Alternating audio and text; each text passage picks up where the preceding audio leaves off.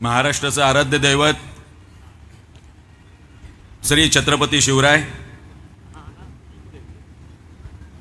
भारतीय घटनेचे शिल्पकार डॉक्टर बाबासाहेब आंबेडकर, श्री शिक्षणाच्या प्रणेत्या सावित्रीमाई फुले, थोर समाजसुधारक प्रबोधनकार ठाकरे,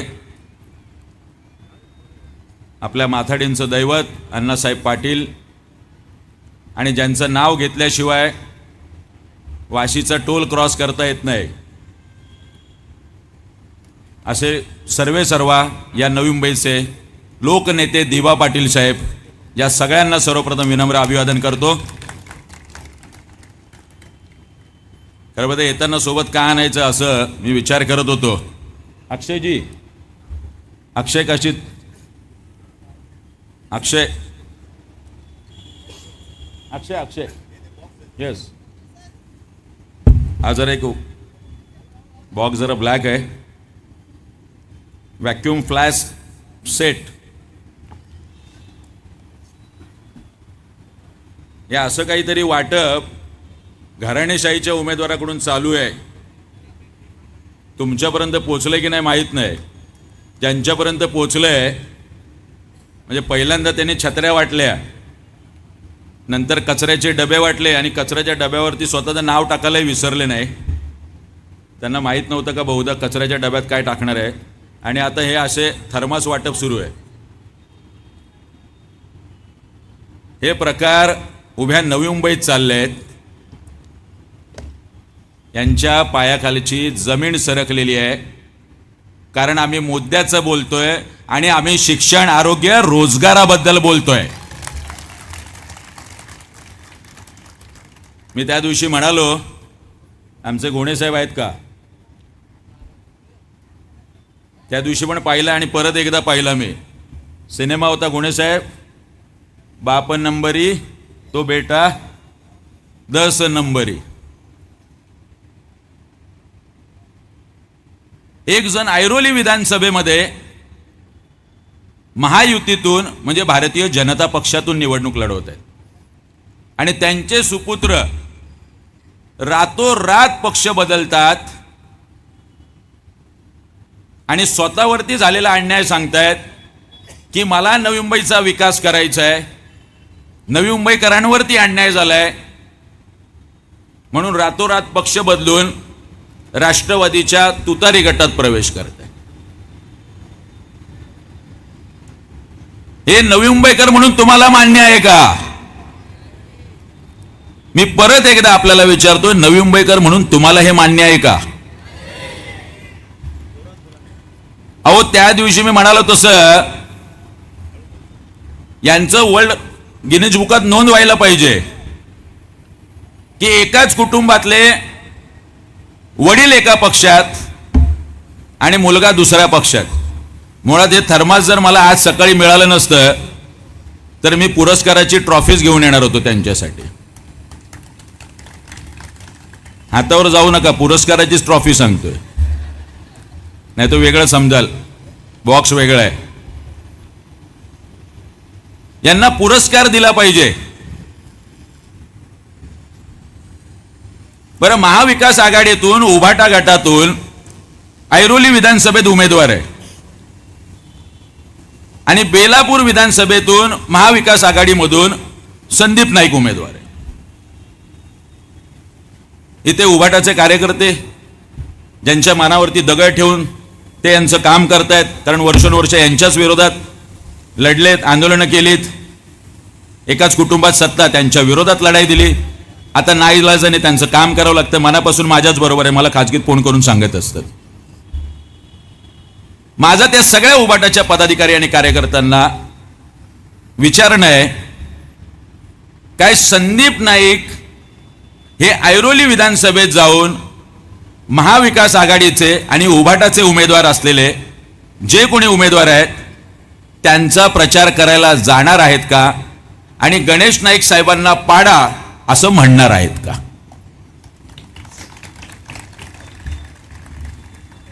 म्हणणार नाही आहेत, कारण हे जाणारच नाही आहेत. ठरवलेलं आहे. म्हणजे महायुतीची सत्ता आली तरी यांच्या घरात सत्ता, महाविकास आघाडीचं सरकार आलं तरी यांच्या घरात सत्ता. तुम्हाला गंडवणं सुरू आहे, तुम्हाला मूर्ख बनवणं सुरू आहे. यावेळी नवी मुंबईकरांना ठरवावं लागेल, या कुटुंबाच्या या जाचातून तुम्हाला मुक्ती व्हायची असेल तर हीच ती वेळ आहे आणि हीच ती निवडणूक आहे. भरभरून मतदान महाराष्ट्र नवनिर्माण सेनेला करा. मी 100% तुम्हाला खात्रीने सांगतोय. जी कामं आम्ही संविधानिक पद नसताना केली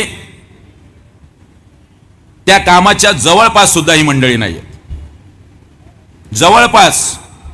बरं, 10 वर्ष 2009 ते 14 आणि 14 ते 19 संदीप नाईक हे ऐरोली विधानसभेत आमदार होते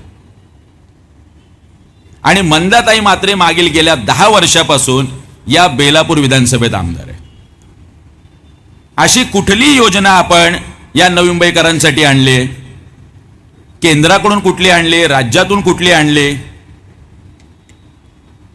योजना नाही आणल्या. हे आपलं असं थर्मास वाटप चालू आहे. योजना आणल्या असतं तर थर्मास वाटप करावं लागलं असतं का कचऱ्याचे डबे वाटावे लागले असते? एक साधं मेडिकल इंजिनिअरिंग कॉलेज नाहीये गव्हर्नमेंटचं. कुठलाही राज्यातून प्रकल्प आणला नाही, केंद्रातून प्रकल्प आणला नाही. शाळेची फी गगनाला भिडलेली आहे. शाळेच्या फी वाढीवर नियंत्रण यावं म्हणून कधी महाराष्ट्र राज्याच्या विधिमंडळात बोललेत? कधी आरोग्य व्यवस्थेचे दिंडवडे निघालेले आहेत? आमच्या आता धुमाळताई म्हणाले तसं, आमचे बिरजे काका म्हणाले तसे. ज्या ज्या ठिकाणी महानगरपालिकेच्या हॉस्पिटलमध्ये जातोय इमारती करोडो रुपयांच्या उभ्या करून ठेवल्यात. सुविधाच्या नावाने बोंब. 4000ची औषधं, 5000ची औषधं बाहेरून घ्या. मला 2 दिवसापूर्वीचा सकाळचा अनुभव आहे. मी प्रचार रॅली जाण्या अगोदर मला एक फोन आला दिवाळे गावातून. आमचे आगरी कोळी बांधव किशोर पाटील इकडे आलेत की नाही मला माहित नाही. किशोर पाटील आलेत का? त्यांचा फोन आला की गेली 4 महिने साहेब माझ्या भावाला लिव्हरचा त्रास आहे.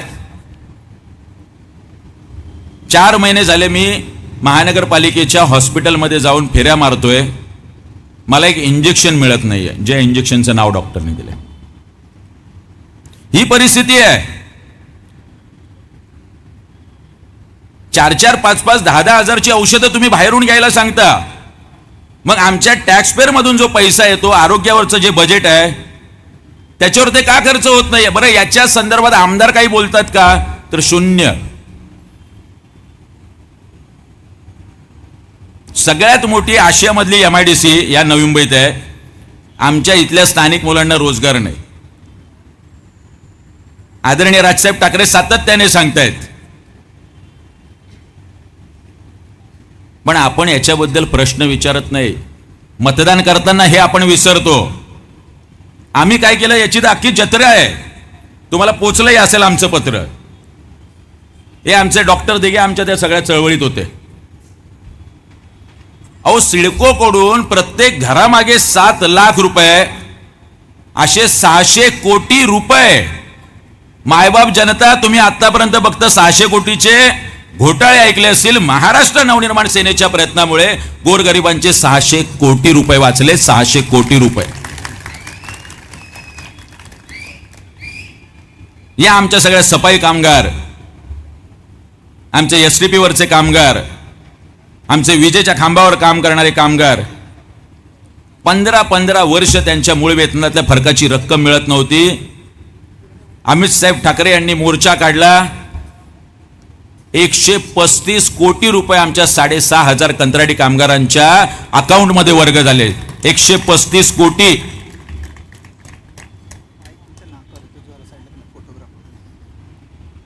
आज सायन पनवेल हायवे जो मृत्यूचा सापळा झाला होता, आम्ही आंदोलन केलं आणि 40 कोटी रुपये आम्ही मंजूर करून घेतले. विष्णुदास भावे नाट्य, अशी शेकडो कामं सांगता येईल. 14,500 सिडको सोडतधारक. डॉक्टर तुम्हीच घेऊन आला होतात विषय. म्हाडामध्ये स्टॅम्प ड्युटी त्यांना 1,000 रुपये, पंतप्रधान आवास योजनेतली जी काय EWHची LIGची घर आहे. आमच्याकडे 6-6%.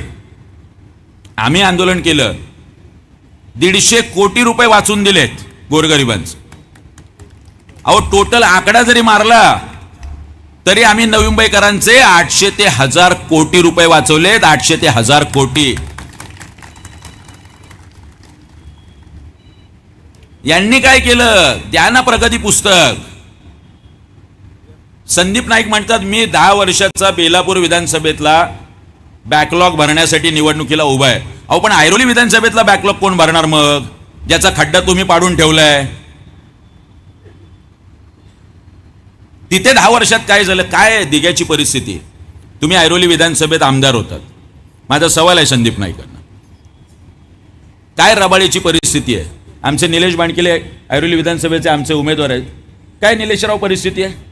आमचे विभाग अध्यक्ष आहेत, आमचे नितीन लष्कर आहेत. काय त्या घणसोलीची परिस्थिती आहे? काय त्या कोपरखैरण्याची परिस्थिती आहे? 10-10, 15-15 वर्ष ही माणसं आमदार असतात आणि यांना तुमच्या शिक्षण, आरोग्य, रोजगार, अहो साधा ST डेपो नाहीये या नवी मुंबई शहरामध्ये. आम्ही गेल्यावर दाखवून दिला की 4 ते 5 एकरचा प्लॉट आहे. त्या प्लॉटवरती कुठला तरी कंत्राटदार आहे, त्याने पार्किंगच्या नावाखाली तो प्लॉट गिळंकृत केलाय. ST डेपोसाठी ST महामंडळाला प्लॉट मिळालाय. पण आमचे आमदार 10-10, 20-20, 25-25 वर्ष त्या विषयावर बोलत नाहीत. आम्हाला आमच्या आया बहिणी घेऊन, आमचे आई वडील घेऊन 60, 70, 80 वर्षाचे, आमची लहान मुलं घेऊन त्या वाशी प्लाझाच्या हायवेला उभा राहा, त्या नेहरू LPला उभा राहा, बेलापूरला उभा राहा. ऊन वारा पाऊस, कुठलाही शेड नाही, कुठल्याही वॉशरूमची सुविधा नाही. का होत नाहीये ST डेपो? हे प्रश्न तुम्हाला सतावत नाहीत? अहो हे नवी मुंबईकरांचे प्रश्न तर सोडा. हे आमचे सविनय मात्र इथे आहेत. ज्या प्रकल्पग्रस्तांमधून हे नेते येतात त्या प्रकल्पग्रस्तांची घरं अजून नियमित झालेली आहेत. त्या प्रकल्पग्रस्तांना 12.5%चा मोबदला मिळाला नाही. त्यांचं विद्यावेतन बंद आहे. नवी मुंबईकर तुम्ही तर खूप लांब राहिलायत. तुम्ही तर शहरात, जे आमचं गावगावठण आहे त्याचे प्रश्न यांना सोडवता आले नाही. अहो तुमचे प्रश्न तर खूप लांब राहिलेत प्रकल्पग्रस्तांमधून येऊन. कारण तुमची मतं गृहीत धरतात, कारण तुम्ही प्रश्न विचारत नाही. तुम्ही या भूलथापांना बळी पडणार. आता वाटप सुरू आहे. काल परवा बेलापूरकरांचा विश्वास म्हणून एक व्हिडिओ व्हायरल झाला. बेलापूरकरांचा विश्वास रस्त्यावर पडलेला होता, कारण भाड्याने लोक आणतात आणि रॅल्या चालू आहेत. अहो इथं आम्ही साधं पाण्याची आणि वडापावची व्यवस्था करत नाही, तरी सुद्धा हे मैदान खचाखच भरलेलं आहे. स्वतःहून आलेली पब्लिक आहे. कारण ही राजसाहेबांवर प्रेम करणारी माणसं आहेत. ही कडवट मराठी माणसं आहेत, ज्यांना वाटतं या नवी मुंबईमध्ये बदल झाला पाहिजे, ज्यांना वाटतं इथली शिक्षण, आरोग्य, रोजगार ही व्यवस्था सुधारली पाहिजे. 2-2, 3-3 लाख रुपये फी. या आमच्या इथे ही शाळा, इथले काही 4-5 सोसायट्यांची मंडळी आमच्याकडे आली होती.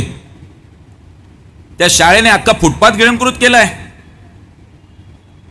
याच्यावर बोलायला कोणी तयार नाही. आम्ही उपायुक्तांना पत्र देतोय, आम्ही त्याच्याबद्दलची मागणी करतोय, आम्ही बोलतोय त्या विषयावर. आमदाराला काही पडलेलं नाही. आमदार आपले कशात व्यस्त आहेत? आमच्या मंदाताई रस्त्याची कामं कर, गार्डनचं सुशोभीकरण कर आणि संडास बांध. अहो ही नगरसेवकांची कामं आहेत. मग जर हीच कामं करायची असतील तर मंदाताई तुम्ही नगरसेविकेला उभा राहा, आमदारकीला कशाला उभा राहताय? कारण यांना ते विजन नाही आहे, यांना ती दृष्टी नाही आहे, यांना हे शहर नीट माहीत नाही आहे. यांनी हे शहर फक्त ओरबडलं आहे, जसं राजसाहेब ठाकरे म्हणतात तसं. यांचं पुतणा मावशीचं प्रेम आहे फक्त या संदर्भात. माझं आव्हान आहे यांना, या एका व्यासपीठावर बोलवावं नवी मुंबईकरांनी, आणि काय यांनी केलं आणि आम्ही काय केलं हे सांगतो आम्ही. पण हे येणार नाहीत. गेली अनेक दिवस हा तो कागद, हा तो बॉन्ड पेपर, हा 500 रुपयाचा बॉन्ड पेपर काय सांगतोय.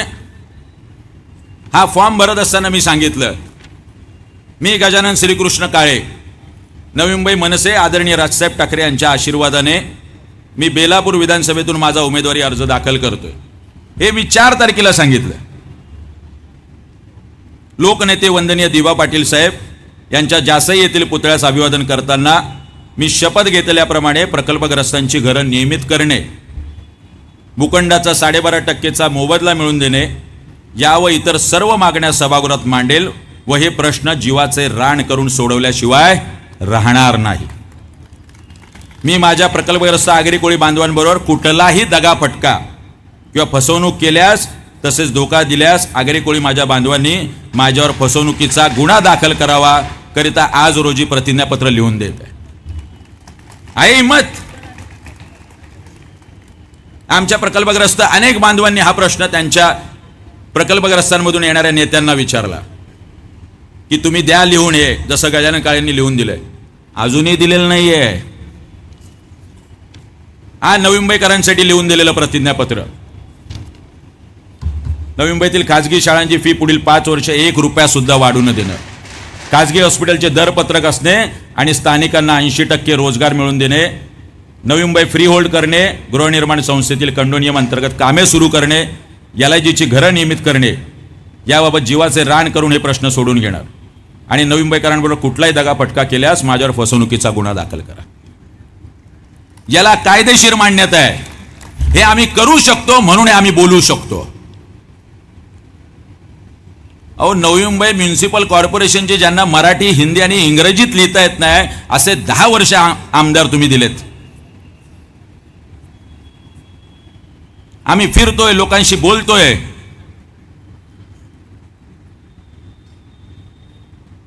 आज आई वडील नाही आहेत, अनेक ज्येष्ठ नागरिकांबरोबर बोलतो. आमचे बिरजे काका असतील किंवा इथे आलेले अनेक ज्येष्ठ नागरिक, त्यांच्यामध्ये आई वडील शोधणारा हा शेतकऱ्याचा आणि सर्वसामान्य कुटुंबातला मुलगा आहे.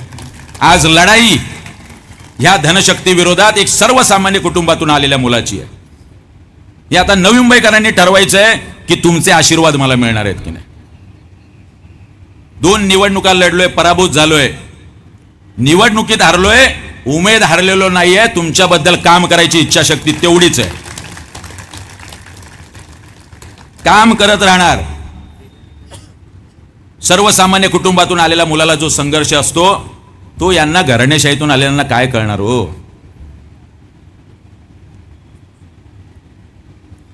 जातोय, बोलतोय लोकांशी.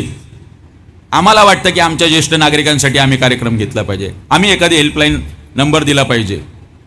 यांना नाही वाटत. आम्ही निवेदन देतो की नवी मुंबईला सर्व रेल्वे स्टेशनवरती आमच्या ज्येष्ठ नागरिक जे आहेत, जे आमचे आई वडील आहेत,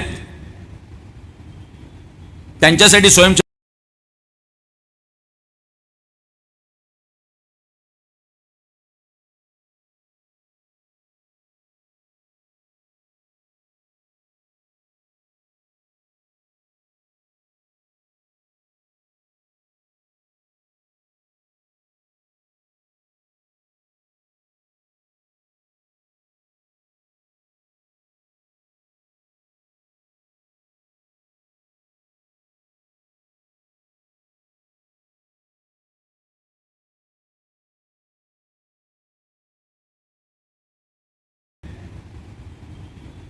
त्यांच्यासाठी स्वयंचलित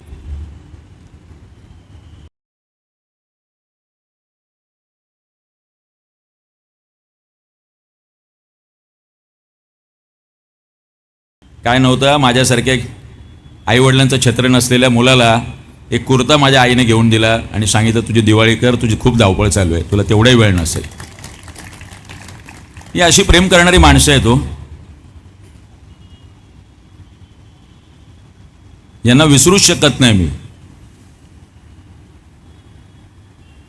खूप मनापासून काम करायची इच्छा आहे, खूप. सगळ्या गोष्टींचं सोल्युशन आहे, उत्तर आहे. हे संविधानिक पद नाही ना, तर वर्षोनवर्ष, दीड वर्ष आम्हाला सिडकोसाठी आंदोलन करावं लागतं आणि मग तो प्रश्न सुटतो. 10 वर्ष माझा नेता आदरणीय राजसाहेब ठाकरे हे टोल नाके बंद करावे म्हणून करतो आणि आज तुम्ही बघितलं की वाशी, ऐरोली हे सगळे टोल नाके बंद झालेत. 100च्या वर केसेस असलेला माझा नेता आहे.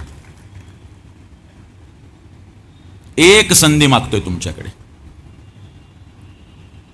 ती एक संधी द्या. मायबाप जनता, 25 वर्षात जे काम झालं नाही ना, ते नवी मुंबईत पुढील 5 वर्षात करून देईल. ही गजानन काळेची हमी आहे, गजानन काळेची गॅरंटी आहे.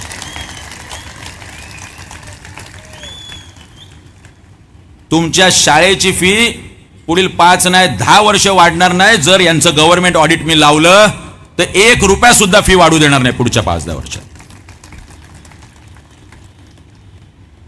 या नवी मुंबईतला एकही तरुण मुलगा बेरोजगार नसेल. प्रत्येक घरातल्या मुलाला या नवी मुंबईतला MIDC मध्ये कामाला असेल, प्रत्येक घरातला मुलगा. अहो, या खाजगी हॉस्पिटलवरती जर आम्ही नियंत्रण आणायचा प्रयत्न केला तर तुम्हाला सांगतो, या खाजगी हॉस्पिटलचं दरपत्रक असणार आणि एक खाजगी हॉस्पिटल तुमचं शोषण करू शकणार नाही. ही गजानन काळेची गॅरंटी मी तुम्हाला सांगतो. ही इच्छाशक्ती आहे आमच्यामध्ये. सकाळी अनेक पक्षातली लोक इकडे आली, मी सकाळी आलो होतो. त्यांच्या छातीवर वेगवेगळ्या पक्षाचे बॅच होते, पण ते म्हटले नाही, आम्ही तुमच्या सोबत आहे यावेळी. अनेक जण फोन करतात, अनेकांच्या भावना आहेत आमच्याबरोबर जोडल्या गेलेल्या. कारण आम्हाला माहिती आहे, राजकारणामध्ये, समाजकारणामध्ये एक सर्वसामान्य कुटुंबातून यायचं आणि हा पल्ला गाठायचा ही सोपी गोष्ट नाही. हे सगळं करू शकलो कारण तुमच्या बळावरती आम्ही होतो. आता पैशांचा महापूर होईल पुढच्या 8-10 दिवसात. तुम्हालाच लुटलंय शाळांच्या फी मधून, हॉस्पिटलमधून. आता हे तुम्हाला ठरवायचंय. पण मतदान करताना हे विसरू नका की तुमच्या शाळांची फी कमी झाली का. प्रश्न विचारा. मतदान करताना हे विसरू नका खाजगी हॉस्पिटलचं दरपत्रक आलंय का. आणि मतदान करताना हे विसरू नका की तुमच्या मुलांना रोजगार मिळालाय का. हे प्रश्न जोपर्यंत तुम्ही विचारत नाही तोपर्यंत हे येणार, पैसे वाटणार. अहो, 18,000 दुबार मतदार आहेत आणि 15,000 असे मतदार आहे नवी मुंबई ज्यांचा पत्ता, थांग पत्ता लागत नाही. या बोगस मतदाराच्या जीवावर ही माणसं वर्षोनवर्ष निवडून येत आहेत. नवी मुंबईकर मायबाप, यावेळी तुम्हाला ठरवावं लागेल की जर तुमच्या मनात गजानन काळे असेल, जर तुम्हाला खरंच वाटत असेल की या मुलाला संधी दिली पाहिजे एकदा, तर तुम्हाला भरभरून मतदान करावं लागेल. तरच यांच्या बोगस मतदाराच्या पुढे आपण जाऊ, तरच. इथल्या प्रत्येक नगरसेवकाचे काही ना काहीतरी आपले, प्रत्येक ठिकाणी तर आपले बांगलादेशी घुसून ठेवलेले आहेत. वेगळं सांगायला नको सचिन. त्यांचे आधार कार्ड काढून ठेवलेले आहेत. दर 2-5 दिवसांनी त्यांच्यावर कारवाईचे, पोलिसांनी कारवाई केली म्हणून वर्तमानपत्रात बातम्या येत असतात. त्यामुळे राजसाहेब ठाकरे म्हणतात तसं सावध राहा. हे सगळं जाळं ह्या नवी मुंबईमध्ये या सगळ्या मंडळींनी पसरवलंय. वरचा मुखवटा वेगळा आहे, नाव नवी मुंबईच्या डेव्हलपमेंटचं आहे, पण खरा मलिदा खायचा आहे रिडेव्हलपमेंट मध्ये. नवी मुंबईचे डेव्हलपमेंट नाही करायचे. जे काय रिडेव्हलपमेंटचं चालू आहे त्याचा मलिदा ज्या बोक्याला खायचा आहे तो बोका ओळखा. तो बोका तुम्ही नीट ओळखला तर हे रिडेव्हलपमेंट नाही, हे तुम्ही स्वयं पुनर्विकास करा. ही गजानन काळे आणि महाराष्ट्र नवनिर्माण सेनेची मागणी आहे. खाजगी बिल्डर नाही. लोकांना दम देऊन सांगतात हाच बिल्डर घ्या, लोकांना दम देऊन सांगतात हीच पीएमसी घ्या, लोकांना दम देऊन सांगतात याला नाही घेतलं आणि मी आमदार नाही झालो तर तुमचं रिडेव्हलपमेंट होऊ देणार नाही, अशा धमक्या देत आहेत.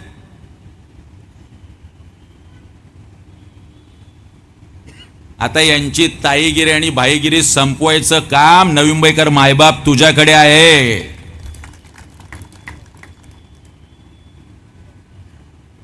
आता नवीन घोषणा सुरू केली ज्यांचा कुणाशी काही संबंध नाही. भारतीय जनता पक्षात होते, जय श्रीराम सुरू केलं होतं, त्यावेळी यांचा रामाशी काही संबंध नाही. आता रामकृष्ण हरी. लोकांचा रिप्लाय वेगळा आहे. रामकृष्ण हरी आणि यंदा गजाननाची, रामकृष्ण हरी आणि यंदा गजाननाची, रामकृष्ण हरी आणि यंदा गजाननाची. यांचा रामाशी, कृष्णाशी, हरीशी काही संबंध नाही. अहो, ज्यांनी या वयात वडिलांना त्रास दिला, वडिलांना दुसऱ्या पक्षात ठेवला आणि स्वतः दुसऱ्या पक्षात गेला, त्याचा वडिलांशी संबंध नाही, त्याचा राम आणि कृष्णाशी काय संबंध?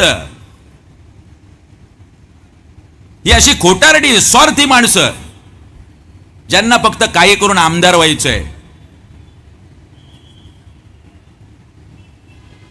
ज्यांना त्याच्यातून सत्ता मिळवायची, ज्यांना त्याच्यातून पैसा कमवायचा आहे, ही माणसं तुम्हाला वर्षानुवर्ष लागणार आहेत.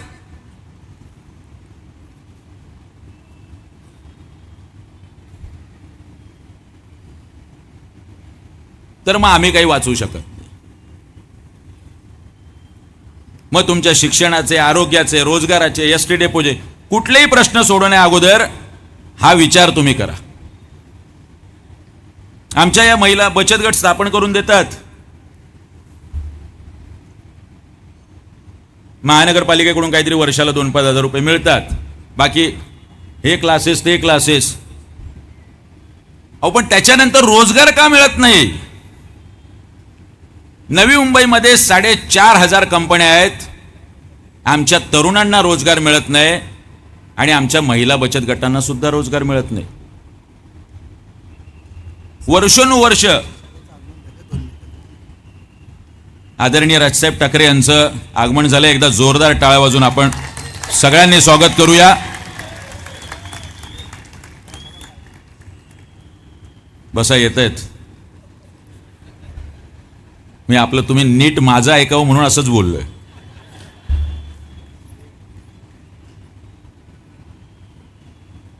वर्षोनुवर्ष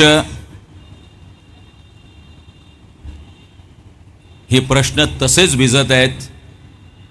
मग ते प्रकल्पग्रस्तांचे असतील, नवी मुंबईकरांचे असतील,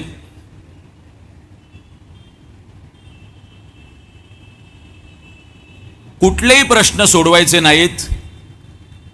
निवडणुकीच्या वेळी यायचं आणि आता उद्घाटन करतात महाराष्ट्र भवनचं 10 वर्षांनंतर. अहो, 10 वर्षांनंतर आमदारांनी भूमिपूजन केलं, उद्घाटन करायची असं आता येऊन दगड मारला. कारण आम्ही म्हणतोय की महाराष्ट्र भवन का होत नाहीये? कारण यांची इच्छाशक्ती नाहीये. ज्यांना हे प्रश्न वर्षोनुवर्ष भिजत ठेवायचे. एक शेवटची गंमत सांगतो आणि थांबतो. तुम्हाला जरा गंमत सांगते म्हणून कान टव करा.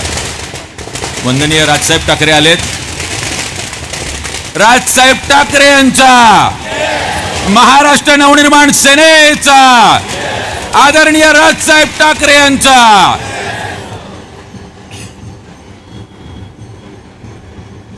बसा. अजून घोषणा दिल्यात मी. 2 फटाके पण वाजवायला सांगितले, जेणेकरून तुम्हाला लगेच कळेल, तुमचं कान टाऊ करते.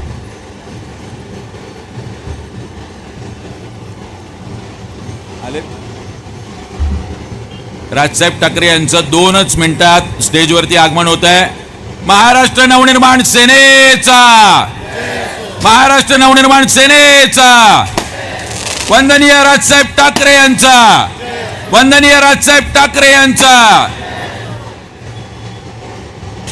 श्रीकांतजी